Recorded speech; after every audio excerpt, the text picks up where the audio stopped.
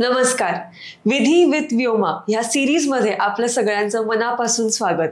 ह्या सिरीजमध्ये आपण व्योमा मॅमशी वेगवेगळ्या विषयांवरती चर्चा करणार आहोत, जेणे की जनजागृती वाढेल. व्योमा मॅमचं इंट्रोडक्शन द्यायचं झालं तर ॲडव्होकेट व्योमा देशपांडे ह्या 2008 सालपासून लॉमध्ये प्रॅक्टिस करत आहेत. त्यांनी त्यांच्या क्लायंट्सना वेगवेगळ्या फोरम्स आणि कोर्ट्समध्ये रिप्रेझेंट केलं आहे. त्या MSMEs आणि कॉर्पोरेट्सचं ट्रेनिंग सुद्धा घेतात. आजच्या आपल्या एपिसोडमध्ये आपण micro, small and medium enterprises म्हणजेच MSME चे बिझनेसमॅनची होणारी सगळ्यात मोठी तक्रार ही सोडवणार आहोत. ती म्हणजेच पेंडिंग बिलं किंवा थकलेले पैसे ह्याबद्दल कायद्याने आपण काय करू शकतो हे जाणून घेणार आहोत. व्योमा मॅम, तुमचं आजच्या एपिसोडमध्ये खूप स्वागत. Hi Renuka, thank you for such nice introduction. Ma'am, मी पहिला पेन पॉइंटचाच क्वेश्चन घेते की ॲज अन MSME बिझनेसमॅन माझे जर खूप पैसे थकले असतील, बिल्स खूप पेंडिंग राहिले असतील, तर कायदा मला काय मदत करू शकतो? ओके, सो कायदा आपल्याला बरंच काही मदत करू शकतो. तर आता ट्रॅडिशनल केसमध्ये कसं व्हायचं की सिव्हिल कोर्टात जाऊन मनी रिकव्हरीचा किंवा पैसे वसूल करायचा दावा दाखल करायची एक सुविधा होती. पण आता micro, small, medium enterprises development act जो 2006 साली पारित करण्यात आला, त्याच्यानंतर अपार्ट फ्रॉम सिव्हिल कोर्ट आपल्याला एक ॲडिशनल फोरम अवेलेबल झालेला आहे, जिथे आपण तिथे जे काउन्सिल बसतं, ज्याला आपण सर्वसामान्य भाषेत MSME कोर्ट असं म्हणूया, MSME कोर्टामध्ये कंप्लेंट दाखल करून आपण सिव्हिल कोर्टापेक्षाही उत्तम पद्धतीने पैसे रिकव्हर करू शकतो. तर मला असं वाटतं की सगळ्याच व्यावसायिक आणि उद्योजकांना जे MSME कॅटेगरीमध्ये मोडतात त्यांच्यासाठी एक संजीवनी देणारा कायदा हा आलेला आहे. सो सिव्हिल कोर्टात वर्षानुवर्षे जिथे दावे प्रलंबित राहतात, तिथे आता MSME कोर्टामध्ये आपल्याला थोडेफार चान्सेस जास्त आहेत की आपण लवकरात लवकर पैसे रिकव्हर करू शकू. वाव, हे अगदीच नवीन आहे. ह्याच्याबद्दल मला माहिती पण नव्हतं. सो हा MSME कोर्ट सिव्हिल कोर्टची ब्रांच म्हणून ऑपरेट करतो का पूर्णपणेच वेगळं? नाही, हे पूर्णपणे वेगळं आहे. आणि इथे ज्या पद्धतीनं केसेस फाईल होतात, म्हणजे केसेसची फायलिंगची प्रोसिजर, केस चालवण्याची प्रोसिजर आणि निकाल दिली जाण्याची जी प्रक्रिया आहे, ती सिव्हिल कोर्टापेक्षा खूप सोपी, सुटसुटीत आणि सर्वसामान्य माणसाला समजेल अशी आहे. त्यामुळे असं म्हणणं चुकीचं होईल की सिव्हिल कोर्टाचीच ही एक ब्रांच आहे. हे एक वेगळं फोरम गव्हर्नमेंटनं स्वतः एस्टॅब्लिश केलेलं आहे, जेणेकरून फक्त आणि फक्त थकीत बिलांसाठी एक खास कोर्ट म्हणून स्थापन झालेलं हे कोर्ट आहे. म्हणजे ह्याच्यात आता दर कोर्ट म्हटलं की त्याची प्रोसेस आली. त्याची प्रोसेस सिम्पल आहे हे नक्कीच, पण मॅम त्याची साधारण प्रोसेस कशी असेल किंवा एक थोडक्यात सांगता येण्यासारखी असेल? Yes, definitely. सो MSME कोर्टामध्ये आपल्याला जर केस फाईल करायची असेल तर त्याच्यासाठी सगळ्यात महत्त्वाचा इन्ग्रेडियंट म्हणजे आपलं उद्यम रजिस्ट्रेशन सर्टिफिकेट असणं खूप गरजेचं आहे. सो पूर्वीच्या काळी उद्योग आधार म्हणून जे मिळायचं किंवा आता उद्यम रजिस्ट्रेशन सर्टिफिकेट ज्याला म्हणतात, ते असणं खूप गरजेचं आहे. जर तुमच्याकडे उद्यम रजिस्ट्रेशन सर्टिफिकेट नसेल तर तुम्ही या कोर्टात केसच फाईल करू शकत नाही. गव्हर्नमेंट ऑफ इंडियानं MSME ऍक्ट खाली एक समाधान पोर्टल नावाची प्रणाली विकसित केलेली आहे. या समाधान पोर्टलवरती सुरुवातीला आपल्याला ऑनलाईन पद्धतीनं ही केस फाईल करावी लागते. ऑनलाईन केस फाईल केल्यानंतर त्याची एक रिसीट पण जनरेट होते आणि त्याच्यानंतर मग ऑफलाईन फायलिंग ऑफ पिटिशन आहे. तर त्याच्यामध्ये सुद्धा प्रकरण इतकं सोपं केलेलं आहे की काय लिहिलं पाहिजे पिटिशनमध्ये, नेमकं काय काय मुद्दे कव्हर केले पाहिजेत याचं पण पूर्ण मार्गदर्शन, फ्रिक्वेंटली आस्क्ड क्वेश्चन्स, अशी सगळी माहिती MSMEच्या समाधान पोर्टलवरती अवेलेबल आहे. हे ऐकूनच मला छान वाटतंय. म्हणजे बऱ्याचशा गोष्टी ज्या अतिशय कॉम्प्लिकेटेड अशा वाटतात त्या त्यांनी ऑनलाईन दिल्यामुळे सर्वसामान्य माणसांना ॲक्सेस आहे त्या गोष्टींचा. पण ह्याच्यातला प्रश्न मला असा पडतोय की ह्या कोर्टाची पण तारखा पडतात का, किंवा आपल्याला तिथे तारखांना उपस्थित राहणं गरजेचं आहे का? आणि त्याहून जास्त महत्त्वाचा प्रश्न की हे सगळं जर इतकं सोपं असेल तर मग ह्याच्यात वकिलांना अपॉइंट करणं गरजेचं आहे का? ॲज अ बिझनेसमॅन मी स्वतःच अपिअर होऊ शकते? Correct. So as I said की this is a very user friendly website. If you go through that website, but having said that काय होतं की प्रत्येक व्यावसायिकाला किंवा उद्योजकाला त्याचे स्वतःचा कोर बिझनेस असतो, त्याचे चॅलेंजेस असतात. आता तो हे समाधान पोर्टल शोधून त्याच्यावर हे कंप्लेंट फाईल करा, मग ऑनलाईन फाईल केल्यानंतर ऑफलाईन पिटिशनचे जे काही म्हणजे मसुदा जो आहे त्याच्यामध्ये व्यवस्थित माहिती जातीये का नाही बघा. यासाठी वकिलांची मदत घेतलेली बरी पडेल असं माझं रिकमेंडेशन आहे. त्यामुळे काय होतं की जे आपण म्हणतो ना, जेणो काम तेणो ठाय, की ज्याचं त्याचं काम त्यानं केलेलं हे बरं असतं. कारण शेवटी काय होतं, कितीही नाही म्हटलं तरी ही एक छोटीशी कोर्ट केस असते. आणि जसा तू प्रश्न विचारलास की कोर्ट केस आहे म्हटल्यावर कोर्ट डेट्स पण आल्या. सो प्रत्येक तारखेला असं ॲडवायझेबल आहे की प्रत्येक बिझनेसमननं ती तारीख अटेंड करावी. पण काही कामाच्या निमित्ताने किंवा काही दुसऱ्या कारणास्तव जर तो जाऊ शकत नसेल तर वकील नियुक्त करून वकील सुद्धा तिथे प्रेझेंटी मार्क करू शकतात. पण मोस्टली तुम्ही MSME कोर्टात जाऊन बघितलं तर बिझनेसमन स्वतः सुद्धा येतात वकिलांसोबत आणि खूप चांगल्या पद्धतीनं तिथे छान पटापट निर्णय दिली जातात compared to civil court. Wow, okay. So आता ह्याच्यातनंही निकाल पटकन लागतो, चांगल्या मार्गाने लागतो. पण असं खूपदा ऐकण्यात येतं की सिव्हिल कोर्टमधनं निकाल जरी आपल्या बाजूनी लागला तरी त्याला पैसे मिळणं हा एक पूर्णपणे वेगळा विषय पडतो. सो MSME अवॉर्डचं सपोज मला मिळाला, माझ्या फेवरमध्ये मला मिळाला, तर त्यातनं मला पैसे मिळतीलच का, म्हणजे नक्की मिळतीलच का? हा, आता ह्याच्यामध्ये सगळ्यात पहिल्यांदा मला असं वाटतं की या प्रश्नाकडे तर आपण जाऊच, पण मला अजूनही बऱ्याच लोकांनी असा प्रश्न विचारला की का MSME कोर्टात फाईल करायची केस. तर त्याचे 2 महत्वाचे फायदे मला आधी सांगायला आवडतील. एक म्हणजे MSME कोर्टात compared to civil court fast proceedings होतात, कारण त्यांची प्रोसिजर एकदम सुटसुटीत, सोपी आणि सरळ आहे. त्यामुळे तिथे कम्पॅरेटिव्हली लवकर निर्णय प्रक्रिया होते. दुसरा महत्वाचा गोष्ट म्हणजे ते कोर्ट फक्त आणि फक्त ह्याच गोष्टीसाठी बसलेलं आहे. अनलाईक सिव्हिल कोर्ट जिथे प्रत्येक नागरिक जेव्हा त्याचा कुठला तरी हक्कांची पायमल्ली होते किंवा अन्याय होतो त्यातल्या प्रत्येक गोष्टीसाठीच तो सिव्हिल कोर्टात जातो. पण हे तसं नाहीये. हे कोर्ट फक्त ह्याच गोष्टीसाठी बसल्यामुळे इथे कम्पॅरेटिव्हली सगळ्याच गोष्टी अशा सिंक्रोनाइज झाल्यात किंवा एक कॉम्प्रिहेन्सिव्ह प्रोसिजर झालेली आहे हा पेन पॉइंट बिझनेसमनचा बाजूला घालवण्यासाठी. आणि तिसरा आणि सगळ्यात महत्वाचा ऍस्पेक्ट म्हणजे सिव्हिल कोर्टात जेव्हा आपण केस करतो त्यावेळी आपल्याला कोर्ट फी भरणं फार मॅन्डेटरी आहे. से फॉर एक्झाम्पल जर माझी 10 लाखाची आउटस्टँडिंग अमाऊंट आहे तर 10 लाखावर आधी मला कोर्ट फी भरावी लागते, त्यानंतरच माझी सिव्हिल सूट माझा मेंटेनेबल आहे. But the basic advantage of MSME act is that की इथे कुठल्याही पद्धतीची कोर्ट फी भरणं अपेक्षित नाहीये. You can file your complaint without going to pay any court fee, stamp duty or any government fee as such. So that is the prime advantage of filing MSME complaint. Ma'am, जसा तुम्ही आता हा फरक सांगितलात civil court आणि MSME मध्ये, तर MSME कोर्टचा असा कुठला वेगळा फायदा आहे का की ज्याने की मी MSME कोर्टमध्येच केस फाईल केली पाहिजे?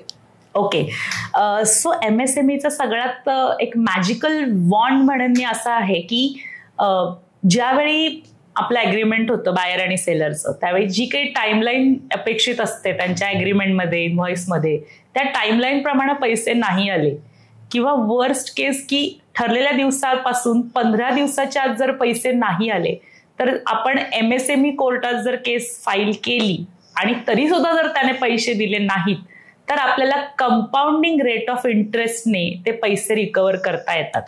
आता हा कंपाऊंडिंग रेट ऑफ इंटरेस्ट इथेच हा प्रोव्हिजन थांबत नाही, तर this compounding rate of interest is 3 times the rate prescribed by Reserve Bank of India on monthly rest. So म्हणजे इंटरेस्टची अमाऊंट बऱ्याचदा इतकी जास्त होते ना की त्या इंटरेस्टच्या अमाऊंटच्या राक्षसाकडे बघून एखादी व्यक्ती म्हणते की बापरे, इंटरेस्टच एवढा द्यायला लागतो तर मी लवकरात लवकर मुद्दल आणि नॉमिनल रेट ऑफ इंटरेस्ट देऊन हे सगळं प्रकरण थांबवतो. सो जे हे इंटरेस्टचं एक अतिशय मोठं वजनदार शस्त्र जे या कायद्यानं तयार केलेलं आहे ना, मला वाटतं की त्याचा बडगा असा जबरदस्त बसतो ना की 3 times the rate prescribed by RBI. It is something a penal rate of interest that has been prescribed by act. So हा एक सगळ्यात महत्वाचा ऍडव्हान्टेज आहे MSME कोर्टात केस फाईल केल्याचा. तुम्ही जर रेग्युलर सिव्हिल कोर्टात केस केली तर तुम्हाला जास्तीत जास्त regular bank rate of interest जो आहे त्याप्रमाणे पैसे मिळतील. पण MSME कोर्टामध्ये त्यांनी ते पिनल प्रोव्हिजन केल्यामुळे लोकांना थोडासा त्याची दहशत बसून केसेस लवकरात लवकर सेटल होण्यास मदत होते. वाव, ऍक्च्युली त्यांनी फोर्स केल्यासारखंच आहे की नोटीस गेली की आता भरायलाच पाहिजे, एक्झॅक्टली नाही आपल्याला. आणि आता हा कोर्ट म्हटला, कुठलाही आपण कोर्ट घेतला की त्याची एक पर्टिक्युलर प्रोसेस असते की कुठल्या पद्धतीने आपण त्याच्यात फाईल करू शकतो एखादी केस. सो MSME कोर्टाची अशी कुठली प्रोसेस आहे का की कुठले ठराविक डॉक्युमेंट्स आहेत का की ज्याशिवाय मी फाईलच नाही करू शकत? करेक्ट. सो MSME कोर्टात जाताना आपल्याला सगळ्यात महत्वाचं म्हणजे जे म्हटलं मी की तुमचं उद्यम रजिस्ट्रेशन सर्टिफिकेट असणं हे खूप गरजेचं आहे. त्याच्यानंतर तुमचं जे काही ॲग्रीमेंट, जर रायटिंगमध्ये ॲग्रीमेंट असेल तर प्रिफरेबली, किंवा तुमची वर्क ऑर्डर आणि परचेस ऑर्डर, म्हणजे ऑनलाईन फायलिंगलाच तुम्हाला ते कंपल्सरीली ते अपलोड करायलाच लावतात. तुमची परचेस ऑर्डर किंवा वर्क ऑर्डर तिथे कंपल्सरी लागतेच, प्लस तुमचे इनव्हॉइसेस. सो इनव्हॉइस व्यवस्थित मेंटेन करणं ही तुमची जबाबदारी आहे. की उद्यम रजिस्ट्रेशन सर्टिफिकेट असलं पाहिजे, वर्क ऑर्डर असली पाहिजे किंवा परचेस ऑर्डर असली पाहिजे आणि इनव्हॉइसेस, जेणेकरून ती एक स्पष्टता येते की एक्झॅक्टली काय टाईपचं काम होतं आणि एक्झॅक्टली किती अमाऊंट पेंडिंग राहिलेली आहे. So that makes the case very easy. आणि याच्यातही थोडंसं असं आहे की MSME कोर्टाचा हा एक फोरम अवेलेबल असला तरी मुळात लिगलच्या अँगलनं एका बिझनेसमननं काय काय काळजी घेतली पाहिजे, बिझनेस करतानाच काय टाईपचा करस्पॉन्डन्स रायटिंगमध्ये ठेवला पाहिजे, एकंदरीत वकिलांचा सल्ला बिझनेसच्या कुठल्या टप्प्याला घेतला पाहिजे, वकिलांचा असा सल्ला घेताना ती कॉस्ट आहे का इन्व्हेस्टमेंट आहे. सो आपण व्हॅल्यू ॲडिशनच्या दृष्टिकोनातून सुद्धा असं मला वाटतं की जेव्हा आपण विचार करतो की माझे बिल्स पेंडिंग राहत आहेत, मला पैसे वेळेत येत नाहीये, त्यावेळी ह्या पण गोष्टींचा सल्ला स्ट्रॅटेजिकली वकिलांकडून घेणं खूप गरजेचं आहे. मला वाटतं रेणुका याच्यावरती एक सेपरेट पॉडकास्टच होऊ शकतो की एक्झॅक्टली बिझनेसमॅननी काय काय केलं पाहिजे बिझनेस करताना आणि वकील त्यांना कसे मदत करू शकतात या सगळ्या प्रोसिजरमध्ये. नक्कीच मॅम, तो आपण घेऊयाच. आणि मॅम प्रोसेसच्या बद्दल काही सांगाल का की थोडक्यात कशी प्रोसेस असते एकदा MSME कोर्टला? तर MSME कोर्टामध्ये सुरुवातीला कन्सिलिएशनची प्रोसिजर असते की जिथे जे जज असतात, म्हणजे जे काउन्सिलचे मेन जे अधिकारी असतात, ते ट्राय करतात की परस्पर सामंजस्यानं काही सुटतंय का. सो एक अतिशय चांगलं फ्रेंडली ॲटमॉस्फिअरमध्ये ते सेटल करायचा प्रयत्न करतात. दोघांनाही त्यांच्या अधिकारांची आणि एकंदरीत झालेल्या कामाविषयीची थोडीफार माहिती घेऊन त्यांना ट्राय करतात की हे तुम्ही वेळीच सेटल करा. त्यातूनही जर काही तोडगा नाही निघाला तर MSME ऍक्टमध्ये जी आर्बिट्रेशनची प्रोसिजर सांगितलेली आहे त्याप्रमाणे ही केस गव्हर्न होते. Wow, absolutely. आय थिंक हा सगळ्यात मोठा इन्सेंटिव्ह असेल from the point of the business की आता त्यांचं डिस्प्यूट सुद्धा रिझॉल्व्ह होईल आणि त्यात त्यांना स्वस्त सुद्धा पडेल आणि फास्ट सुद्धा होईल. करेक्ट. सगळेच ॲडव्हान्टेजेस मिळत आहेत. पण same I would like to revert to my question की जर मला अवॉर्ड मिळत असेल MSMEचा तर मला त्यातनं नक्की पैसे मिळतील का? हो, 100%. मुळात काय माहितीये का, या सगळ्या गोष्टीमध्ये आपण सकारात्मक राहणं हे खूप गरजेचं आहे. आणि एकदा MSME कोर्टातून तुम्हाला अवॉर्ड मिळालं की त्याच्यानंतर तुम्हाला एक रेमेडी आहे. ती रेमेडी म्हणजे त्याच्यानंतर तुम्ही सिव्हिल कोर्टात जाऊन एक छोटी एक्झिक्युशन प्रोसिडिंग दाखल करू शकता. आणि सिव्हिल कोर्टावरती हे बंधनकारक आहे की ती MSME कोर्टाची ऑर्डर जी असेल ती पूर्णपणे त्याचा अंमलबजावणी करण्याचे सगळे अधिकार हे सिव्हिल कोर्टाकडे आहेत. सो MSME कोर्ट ज्यावेळी अवॉर्ड पास करतं त्याच्यानंतर तो जो अवॉर्ड आहे तो सिव्हिल कोर्टाच्या डिक्री सारखा किंवा ज्याला हुकुमनामा म्हणतात त्या पद्धतीनं ट्रीट केला जाऊन त्याची अंमलबजावणी आपण करू शकतो आणि ते पैसे आपण नक्कीच मिळवू शकतो. हाही एक खूप मोठा ॲडव्हान्टेज असंच म्हणता येईल ह्याला की ह्याचा एक्झिक्युशनचा सुद्धा फायदा आपल्याला MSME कोर्टच्याच ऑर्डरवरती मिळत आहे. असाही एक प्रश्न मला ह्याच्यावर पडतोय की माझ्या फेवरमध्ये जर आज अवॉर्ड पास झाला असेल, मला पैसे मिळणार असतील तर समोरची पार्टी परत अपील करून मला पुन्हा पुढच्या कोर्टात नेऊ शकते का? म्हणजे माझा पुन्हा जो वेळ वाचला आहे आतापर्यंतचा तो पुन्हा त्या अपीलमध्ये वाया जाईल का? न्यायालय आहे म्हटल्यावर शेवटी त्याच्यामध्ये अपीलाची सुविधा ही आलीच. सो MSME ऍक्ट खाली सुद्धा ती अपीलाची सुविधा आहे. अशी अपील फाईल करतानाच मला जी अवॉर्ड आहे त्या अवॉर्डच्या 75% ऑफ अमाऊंट ही कोर्टात डिपॉझिट करावी लागते. बापरे. सो कन्सिडर अ सिच्युएशन की तिथे मला 75% अमाऊंट भरूनच जायचंय. बरोबर. मग ते ऑटोमॅटिकली समोरच्या पार्टीला जरा संकोचच वाटेल की ह्याच्यात जावं का, कारण तेवढे पैसे पहिलेच घालावे लागतायत. मॅम, तुमच्या एवढ्या वर्षाच्या एक्सपिरियन्समध्ये तुम्हाला असे काही केसेस किंवा एक्सपिरियन्सेस आहेत का की जे तुम्हाला आमच्याबरोबर शेअर करता येतील, जेणे की आपल्या ऑडियन्सनाही काही आणखी नवीन गोष्टी लक्षात येतील? आता MSME कोर्टात मी तुम्हाला सांगेन की आमची एका क्लायंटची 45 लाखांची अमाऊंट पेंडिंग राहिली होती. सो आम्ही ती केस फाईल केली आणि त्याच्यानंतर पहिली नोटीस गेल्याच अपोजिट साईडनं 15 लाख रुपये इमिजिएट भरले. आणि मग नंतर त्या दोघांच्यात अमिकेबल सेटलमेंट होऊन इंटरेस्ट सकट सगळी ती अमाऊंट व्यवस्थित मिळाली. And I could see the Joy of client in his eyes, की तो म्हणाला की हे सगळं 5 ते 6 महिन्यात झालं शक्य, जे अदरवाईज सिव्हिल कोर्टामध्ये वी हॅव नो गॅरंटी की ते किती वर्ष चालेल, ती अमाऊंट मिळेलच की नाही, मग परत ते एक्झिक्युशन मध्ये जा. So it's bit a tedious procedure. बरोबर. सो हा फायदा MSME कोर्टात गेल्याचा आहे. MSME कोर्टामध्ये फाईल करताना सुद्धा काही लिगल गोष्टी बघून केसेस फाईल करणं हे खूप गरजेचं आहे. त्याच्या संदर्भातले काही निकाल सुद्धा पारित झालेले आहेत. तर मला असं वाटतं की योग्य असा कायदेशीर सल्ला घेऊन मग MSME कंप्लेंट फाईल करणं आणि त्याचा पुढच्या प्रोसेसमध्ये पण तितकीच अवेअरनेस ठेवून ती केस चालवणं हे जास्त रिकमेंडेड आहे. बरोबर. त्यांनी नक्कीच फरक पडेल. आणि शेवटचा असा प्रश्न विचारेन की आता जे बिझनेसमॅन असे आहेत की त्यांच्या पैसे अडकलेले आहेत किंवा आता ते ह्या प्रोसेसमधून जात आहेत, तर त्यांच्यासाठी काही सल्ला असेल का? निश्चितच अशा लोकांसाठी मला एक सल्ला द्यायचा आहे. काय आहे, थोडंसं मला इथं रियालिटी चेक पॉइंट ऑफ व्ह्यूनं काही गोष्टी अगदी ओपनली डिस्क्लोज करायच्या आहेत. काय होतं रेणुका की MSME कोर्टाची ही जी प्रोव्हिजन सुरू झाली त्याच्यानंतर इतकं फायलिंग व्हायला लागलं की येणारा जाणारा प्रत्येक जण तिथे फायलिंग करू लागला. Of course it's a very fantastic forum, तिथे आपण फाईल केलीच पाहिजे. पण त्यामुळे काय व्हायला लागलंय, द रियालिटी इज की तिथे सुद्धा आता पेंडन्सी वाढतीये. बरोबर. हॅव्हिंग सेड दॅट, कुठं होतं की प्रत्येक बिझनेसमॅनला वर्किंग कॅपिटल मॅनेजमेंटचा प्रॉब्लेम असतो, बँकेचा इंटरेस्ट रेट चालू असतो, 1000 भानगडी चालू असतात. सो अशा केसमध्ये कुठेतरी ना एक संयम सुटणे हे जो प्रकार आहे ना तो फार होतो. तर मला असं वाटतं की MSME कोर्टाची प्रोसिजर इतकी सोपी सरळ आहे ना की थोडंसं आपण ना संयमानं घ्यायला शिकलो ना तर नक्कीच आपले जे पैसे अडकलेले आहेत ते आपल्याला नक्की परत मिळू शकतात. माझा स्वतःचा अनुभव असा सांगतो की MSME कोर्टाच्या अंमलबजावणीची इतकी कधी कधी कन्सेंट म्हणजे किंवा MSME कोर्टाच्या अंमलबजावणीचा धाक बसून सुद्धा बऱ्याचदा केसेस सेटल झालेल्या आहेत. पहिली नोटीस गेल्या बऱ्याचदा लोकांनी कॉम्प्रोमाइज टॉक सुरू केलेले आहेत. सो या सगळ्या गोष्टींचा आपल्याला निश्चित फायदा घेता आला पाहिजे. पण त्यासाठी असं आहे की आता प्रत्येक केस ही डिफरंट आहे. काही केसमध्ये पटकन समोरची व्यक्ती अप्रोच होऊ शकते, काही केसमध्ये थोडासा उशीर लागू शकतो. पण जर तुमच्याकडे तुमची परचेस ऑर्डर व्यवस्थित आहे, तुमच्याकडे इनव्हॉइस आहे आणि बाकी क्वालिटी चेक किंवा डिलिव्हरीचे काही इश्यू नसतील तर मला वाटतं की MSME सारखी सुवर्ण संधी तुम्हाला कुठेही नाहीये.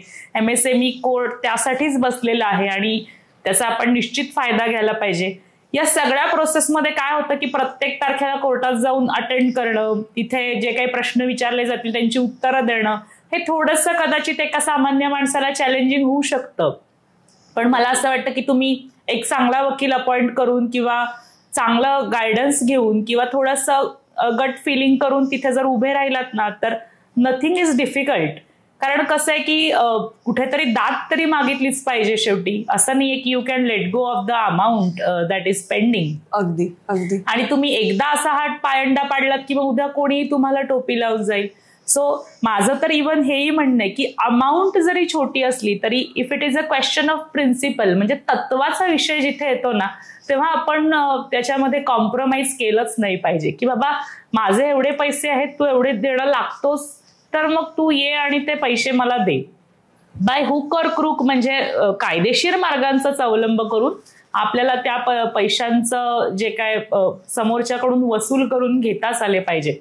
शेवटी ज्यावेळी आपण बिझनेस म्हणतो त्यावेळी एक प्रॉफिट मेकिंग जर्नीचा जो आपला खटापटोप चालू असतो, आपण सगळं आपला वेळ शक्ती सगळं त्यासाठी खर्च करतो, त्याच्यामध्ये हा पण ऍस्पेक्ट आला की कुणीतरी आपल्याला पैसे देत नाहीये तर ते आपल्याला रिकव्हर पण करता आले पाहिजेत. आणि अशा MSME ऍक्ट सारख्या जर उत्तम संधी उपलब्ध असतील तर मला वाटतं की निश्चितच आपण सगळ्या बिझनेसमॅननी ज्यांचे पैसे पेंडिंग राहिलेले आहेत त्यांनी नक्कीच याचा फायदा घेतला पाहिजे. थँक्यू मॅम, खूपच छान झालं, खूप इन्फॉर्मेटिव्ह झालं. आपण ह्या सिरीजच्या ह्या एपिसोडच्या शेवटला आलो आहोत. ह्या एपिसोडमध्ये आपण अनेक गोष्टी पाहिल्यात की MSME बिझनेस ओनर्स हे त्यांचे थकलेले पैसे कसे घेऊ शकतात, कुठल्या प्रकारे घेऊ शकतात, आणि आता ह्याच पॉइंटवरती आणखीन प्रिकॉशन्स की मला जर कोर्टात उद्या जायचं असेल तर मी कुठल्या पद्धतीने डॉक्युमेंटेशन करून मला अपर हँड मिळेल हे बघण्यासाठी आमच्या नेक्स्ट एपिसोडला नक्की ट्यून इन करा. आणि अजूनपर्यंत तुम्ही जर केलं नसेल तर नक्कीच लाईक, शेअर आणि सबस्क्राईब करा आमच्या चॅनलला. नेक्स्ट एपिसोडमध्ये भेटूयात. थँक्यू.